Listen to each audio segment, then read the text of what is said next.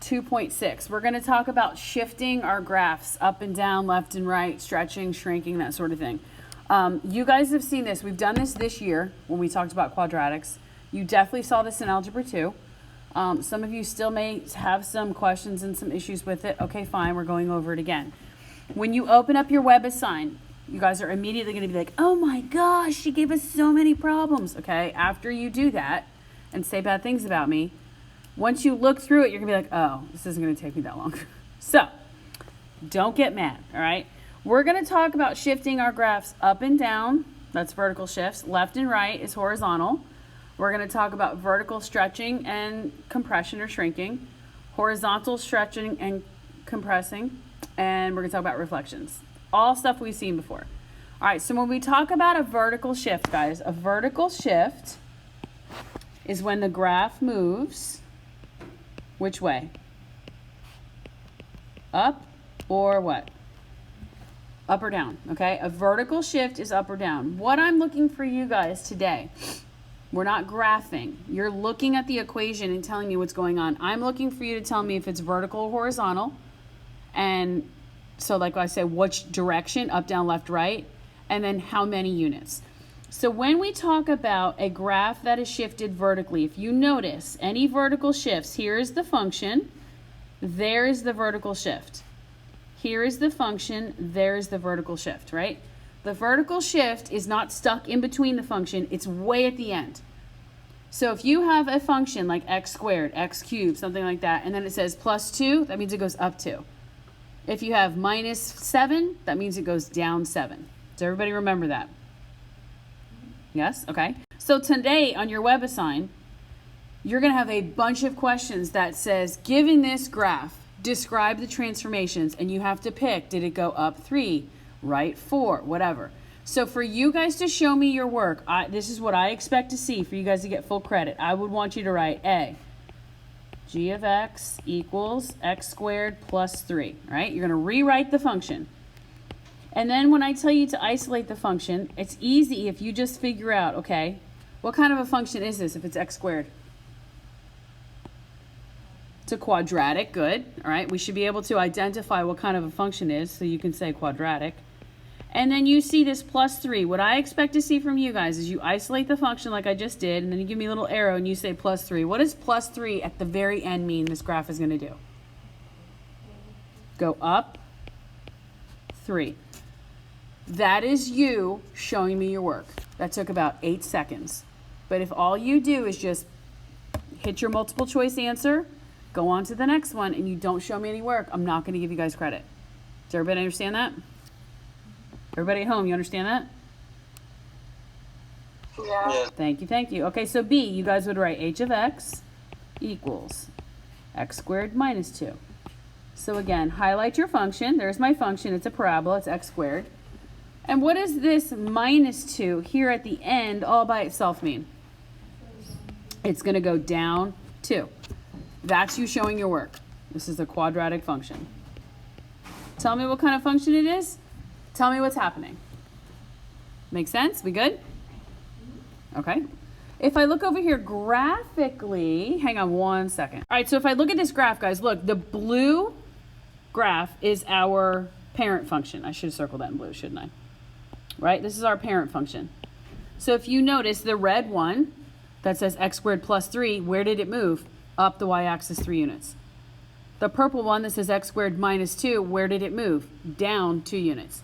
So if you're given graphs on your WebAssign, it gives you your equation, and then it says match the graph. I expect to see this as your quote-unquote work, and then you just match the graph that matches. All right, it's super simple. I'll show you at the end. It's not bad. All right, if we're talking about horizontal shifts, guys, what does horizontal mean? Left and what? Right. Left and right. What I want you to remember with horizontal is it's the opposite of what you think. Meaning, when I had a vertical shift, when it said plus 3, where did my graph move? Up 3. When I had minus 7, where does my graph move? Minus 7. The thing that's different about our, excuse me, horizontal shifts is look where the transformation occurs inside of the equation. It's not at the end. Where is it? Where is it?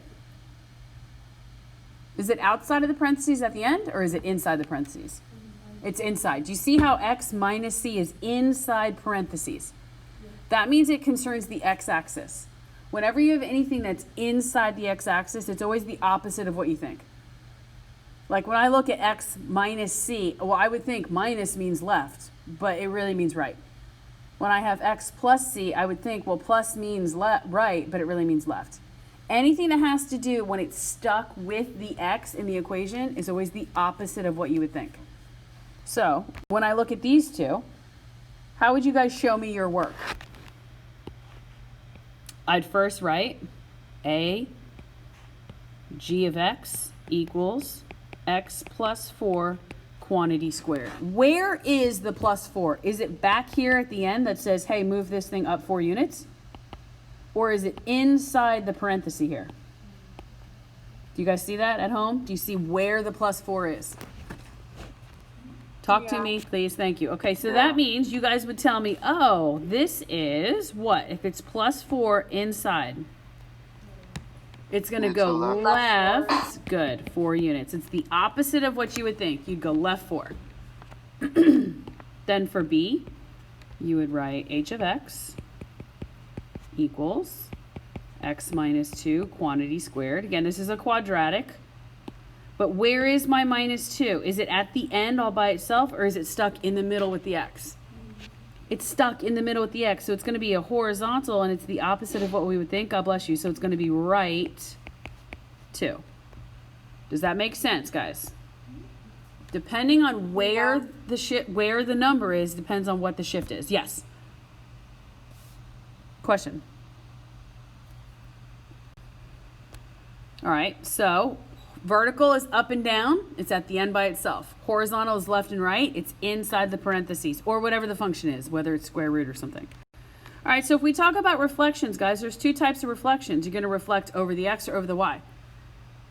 If I have a negative sign that is in front, it's out in front of the function, just like our vertical stretches and shrinks or vertical shifts up and down. It's outside. It's in front of. This is going to reflect over the x-axis. That means if it's on the top above the x-axis, it's going to flip down to the bottom. Or if it starts on the bottom, it's going to flip up to the top. When we have a negative sign inside with the x, well, you would think it's going to reflect over the x, but it's really going to reflect where? Over the y. Because it's the opposite of what you would think. So depending on where the negative is, if it's way out in front of the function, you would reflect over the x. If it's inside the function with the x, it's going to go over the y. And I'm going to give you some examples here at the end. But if you look, this right here is a reflection over the x-axis because it goes from bottom to top or top to bottom. This here is a reflection on the right. This is a reflection over the y because it goes from left to right or right to left. Does that make sense? You guys okay? Okay. So if I look here, all right, let's look. We're going to do our work here to show me on your website how would you do your work. I'm going to say A, f of x equals negative x squared. Where is the negative? Is it out in front, or is it stuck in some sort of parenthesis or square root or absolute value with the x? It's in the front. So you would say reflect over x. For B, you have g of x equals square root of negative x, okay? Where is that negative, guys? Is it out in front of your square root, or is it stuck inside with the x? It's stuck inside, so this is going to reflect over what? Good. Questions? This is what the graph of your parabola would look like. This is a positive parabola. This is a negative parabola. You guys already know that. Questions at home? No. Thank you. All right, vertical stretches and shrinks. Remember, vertical stretches and shrinks are going to be out front of the function. It says right here, if the number that is out in front is greater than 1, it's a vertical stretch. If the number is between 0 and 1, not necessarily a fraction, guys, because 3 over 2, right? 3 over 2 is a fraction, but it's bigger than 1, right? So you just got to make sure that you're paying attention. If the number is between 0 and 1, then it's going to be a vertical shrink. Meaning, look at where the 3 and the 1/3 are placed. They're out in front, correct? So this would be a vertical what? The number is bigger than 1. It's a vertical stretch. It's exactly what you would think it is. This number is between 0 and 1, so it's a vertical what? Shrink. Another word you might see on some things is compression. That means the same thing. But your vertical stretches and shrinks are exactly what you would think they are. The number in front of the function. If it's bigger than 1, it's a stretch. If it's between 0 and 1, it's a shrink. That's the vertical ones. When we talk about horizontal ones, well, where do you think horizontals are? Are they out in front? Or are they going to be stuck with the x? So let's write that down. These are going to be stuck with x. And it's the opposite of what you would think. Anything that has to do with the x is always the opposite of what you think. Meaning, when I look at this, do you see where the 2 is? If it was a vertical, the 2 would be out in front here. If it was a vertical, the 1/2 would be out in front here, but it's not. It's stuck together inside with the x. So I know this is going to be a horizontal stretch of some sort. You guys need to tell me if it's horizontal or vertical. If you just tell me stretch or shrink, I'm not going to give you credit. So this is a horizontal stretch or shrink. The number is bigger than 1, so I would think it's a stretch. But anything with the x is the opposite of what we think. So this is really a horizontal shrink. Or compression. You can use that word as well.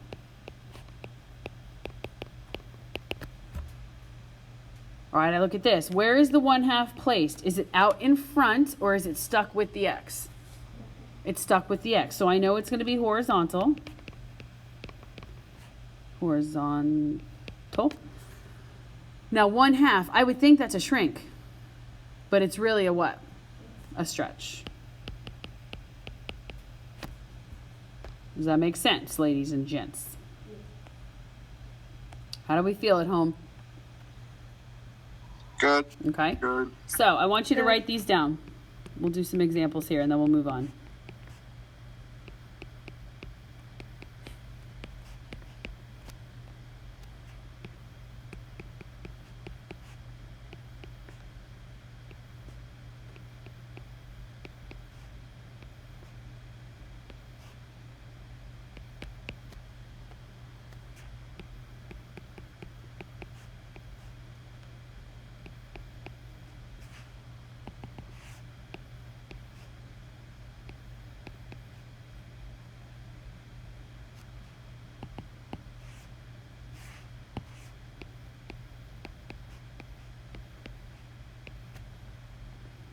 All right, so your web assign, you'll have this on your quiz. I'm going to give you an equation. I'm going to say, tell me all the transformations.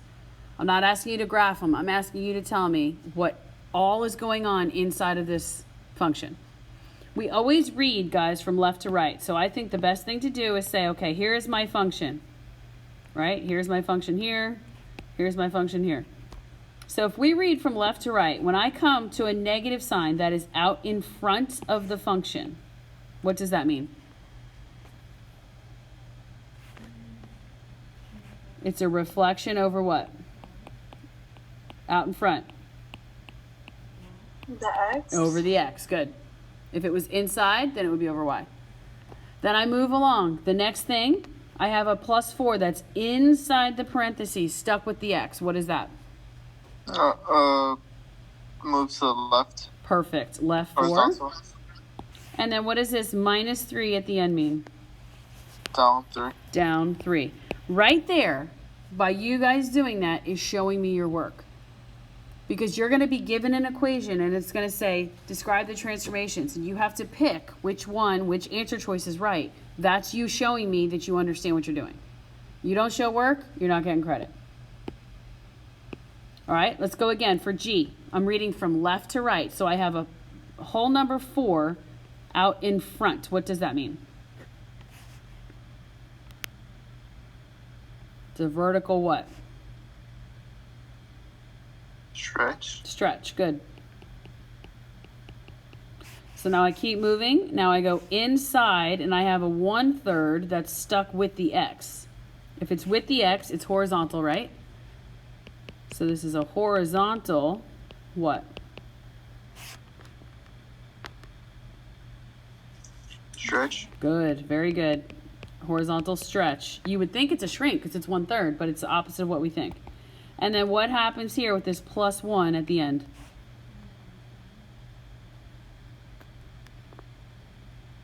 It's at the very end, all by itself. +1.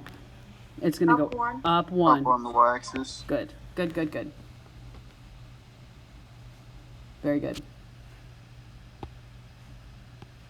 And now my last. Guys, I see a -2. I understand that. So you guys tell me, oh, it's -2. That's less than 1, so it's a shrink. Negatives are their own transformation. What does a negative out in front mean? Reflection over x-axis. Perfect. Reflect over x. Then I get to the whole number 2, not -2, because we already took care of that negative. What does the whole number 2 out in front of a function mean? Vertical stretch. Vertical stretch. Good. All right, now I'm going inside. I'm going inside either parentheses, absolute value, underneath the square root. I come to the whole number 3 that is stuck with the x. What does that mean? The horizontal shrink. It's a horizontal shrink. Perfect. Now I'm still inside, stuck with the x, and I have a -4. I'm still inside, stuck with the x. What does that mean if I have -4 there?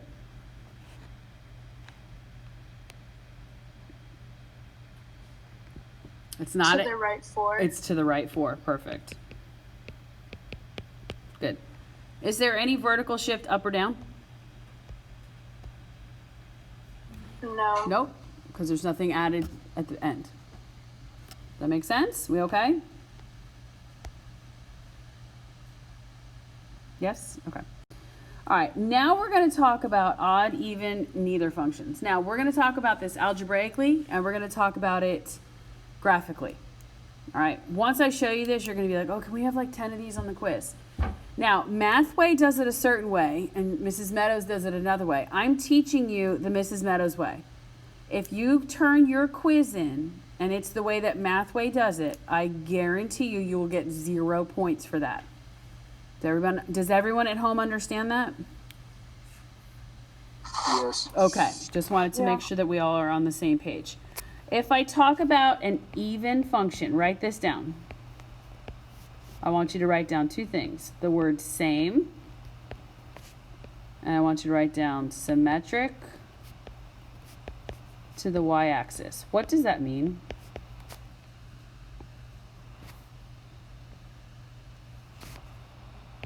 What does it mean if something is symmetric to the y-axis?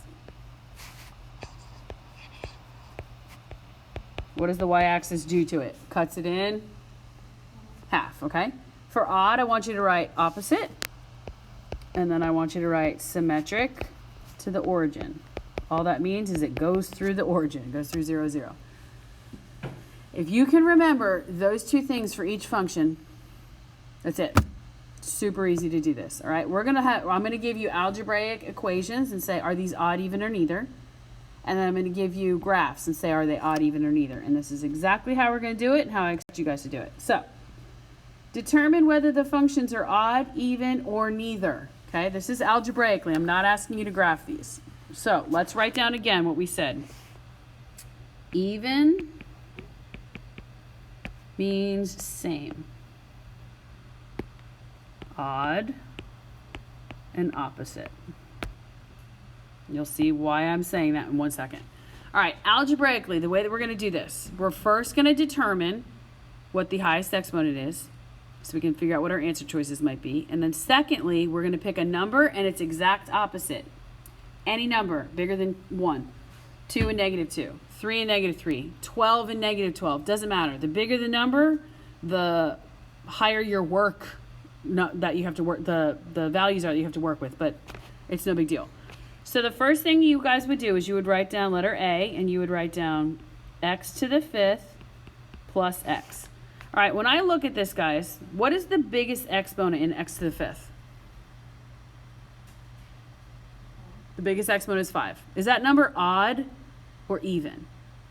It's odd. So my two choices for this function, it's either going to be odd or neither. Whatever the biggest exponent is, it's either that or neither. If you have the biggest exponent is 5, it cannot be an even function. So what we're going to do to determine that, and for you guys to show me, is you're going to say, okay, what was the word that I just told you to remember when you think of odd? Opposite. So I'm going to write the word opposite right here. Okay, now pick a number, any number in the world bigger than 1, and it's opposite. 2 and negative 2, okay? So negative 2, positive 2. Somebody do this with negative 3, positive 3. So when I plug this into evaluate, I have negative 2 to the 5th power plus negative 2. What is negative 2 to the 5th power? Negative 32 plus negative 2 gives me negative 34. Okay. Now I'm going to do the exact same thing on the other side, but I'm going to use positive 2. So I'm going to say 2 to the 5th power minus 2, right? So 2 to the 5th power is what? Oh, it should be plus, I'm sorry. 32 plus 2 gives me 34. What do you notice the relationship is between these two numbers, negative 34 and positive 34? Are they opposites of each other? Yes. So you just proved to me that this function was odd. If you did the work and you got two answers were completely different from each other, like 7 and 100, then it would be neither. Questions? Miss Meadows. Yep. You cut out for me, but why did you choose 2 and negative 2? You can pick any number you want, Nico, that's bigger than 1, and it's opposite. Okay. Like if somebody did 3 and negative 3, you That's would have fine, gotten... since they're opposites? Yes, as long as they're exact opposites of each other. So like in, let's do B. Let's do 3. Somebody in here, Maura, work it out with 2 and negative 2. Letter B. Okay, I'm going to do negative 3 and positive 3. Now, what do we need to look for first? The highest exponent. All right, the highest exponent is 4. So my two choices, this function can either be what or what? What kind of a number is 4? It's a positive number? It is positive, but is it even or odd? No, it's even. Even. So it can be even or neither. So what word did we think of when we thought of even? What did I tell you guys to think of? Same. Okay, so down here I'm going to write the word same. So I'm using negative 3 and 3. Maura and Hannah are going to use negative 2 and positive 2. So if when I plug in negative 3, you guys just got to be careful with your signs. Negative 3 to the 4th power. Guys, do I combine the two negatives to make a positive, or do I evaluate negative 3 to the 4th power first? Negative 3 to the 4th power we should do first. So I have 1 minus 81. 1 minus 81 is negative 80. Agreed? Okay, so on the other side, I'm going to say 1 minus 3 to the 4th power. Well, 3 to the 4th power is 81, so 1 minus 81 is negative 80. What do you notice about these two numbers? They're the same. They're the same. Maura and Hannah, what did you guys get when you plugged in 2 and negative 2? Negative what? And? Okay, if you plugged in 2 and negative 2, guys, you got out negative 15 and negative 15. The numbers themselves don't matter. It's the relationship between the two. Do you guys agree that those are the same numbers? Yes, so that means this is what kind of a function? It's an even function. Last period, they said, I want to try 10. Okay, fine. Let's do 10. I'm going to write the function. What is the function? 2x minus x squared. So 2x minus x squared. First thing we need to do is look at the highest exponent. The highest exponent you have is a 2. So what are my two choices? What could this function possibly be? Even, good. Or neither. Or neither. Neither, however you want to say it. Perfect. So when I think of even, the answer should be the same. So I'm going to plug in negative 10 and positive 10. Somebody else do different numbers. Doesn't matter, just as long as it's bigger than 1. So I'm going to say 2 times negative 10 minus negative 10 squared. Negative 20 minus negative 10 squared is 100. So I get negative 120. Now over here on the right-hand side, I'm going to say 2 times 10 minus 10 squared. So 20 minus 100 gives me negative 80. Look at those two numbers. Are they the same? No. No, so that means this function is what? Neither. There you go. So the first thing you do is look at the highest exponent, and then you figure out, okay, can my function be odd or neither, or is it even or neither? Then the second thing you do is say, all right, pick a number, positive and negative. Doesn't matter as long as it's bigger than 1. And then I think it's a really good idea to write the words opposite or same so you know exactly what you're looking for to compare. Does that make sense, people at home? Yeah. Thank you. All right, last one. Last slide, then we're done. This is super easy. Okay, I'm going to write this again because it's important that we write this 100 times to remember. When I think of even, there's two things I need to remember. Same and symmetric to y-axis, right? When I have odd, I think opposite, and it has to be symmetric to the origin. That means it has to go through the origin. So if you have a graph, this is literally this easy. Look at my first example. Check out the arrows at the end first. What are the direction of the arrows? Are they going in the same direction or opposite direction? Opposite. Opposite. So if this function is something, it could possibly be what? Odd, because they're going in opposite directions. So the second thing you do is you look and say, does this go through the origin? Yes, it does. So the arrows are going in opposite directions and it goes through the origin. That means this is odd.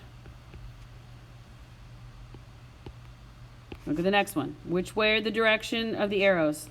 Opposite direction or same direction? Same. Same. So this function could possibly be what? Even. So if they go in the same direction, they also have to, the function has to be symmetric to the y. So if I draw my pretend really straight line through the y-axis, does it cut my function in half? Yes. So this is what kind of a function? An even one. All right, the last one. Look at the directions of the arrows. Same or opposite? Same. So in order for it to be an even function, the arrows have to go in the same direction and it has to be what? Symmetric to y. That means the y-axis cuts it in half. Does the y-axis cut this in half? So your answer here would be neither. Questions? You guys okay? Okay. All right, well that's it for 2.6.